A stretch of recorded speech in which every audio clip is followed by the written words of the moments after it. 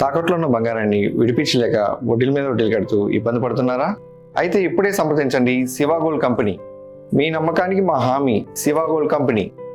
Neat ప్రశ్నాపత్రం లీకేజీ దుమారం కొనసాగుతున్న వేళ అవకతవకలపై కఠిన చర్యల కోసం కేంద్రం చట్ట సవరణకు చర్యలు చేపట్టింది.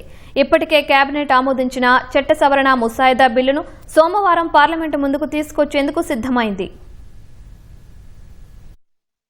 పబ్లిక్ ఎగ్జామ్స్ అక్రమ పద్ధతుల నివారణ సవరణ బిల్లు 2026 ను కేంద్రం సిద్ధం చేసింది. పరీక్షల్లో అక్రమ పద్ధతులను అవలంబిస్తే కనీసం 5 ఏళ్ల నుంచి గరిష్టంగా 10 ఏళ్ల వరకు జైలు శిక్ష విధించేలా చట్టంలో మార్పులు ప్రతిపాదించింది. జరిమానాను 10 లక్షల నుంచి 50 లక్షలు పెంచేందుకు ప్రతిపాదన చేసింది. సర్వీస్ ప్రొవైడర్స్ కి విధించే జరిమానాను 1 కోటి నుంచి 5 కోట్లకు పెంచుతూ నిబంధన చేర్చింది. పరీక్షల నుంచి సర్వీస్ ప్రొవైడర్స్ ని నిషేధించే కాలాన్ని 4 ఏళ్ల నుంచి 8 ఏళ్లకు పొడిగిస్తూ ప్రతిపాదన చేసింది. నేరం రుజువైతే కంపెనీ డైరెక్టర్లు లేదా ఉన్నతాధికారులకు కనీసం 5 ఏళ్ల జైలు శిక్ష, 5 కోట్ల వరకు జరిమానా విధించనున్నారు. వ్యవస్థీకృత పరీక్షా కుంభకోణాలకు సంబంధించి శిక్ష, జరిమానాల్లో కూడా కేంద్రం మార్పులు ప్రతిపాదించింది. కనీస శిక్షను 5 ఏళ్ల నుంచి 7 ఏళ్లకు, కనీస జరిమానాను 1 కోటి నుంచి 10 కోట్లకు పెంచింది. పరీక్షా కుంభకోణాలపై దర్యాప్తు చేయడానికి ప్రత్యేక టాస్క్ ఫోర్స్ ను ఏర్పాటు చేయాలని ప్రతిపాదించింది. పోలీసులు, కేంద్ర దర్యాప్తు సంస్థ లేదా టాస్క్ ఫోర్స్ మొత్తం దర్యాప్తును 2 నెలల్లోపు పూర్తి చేసేలా మార్పులు ప్రతిపాదించింది.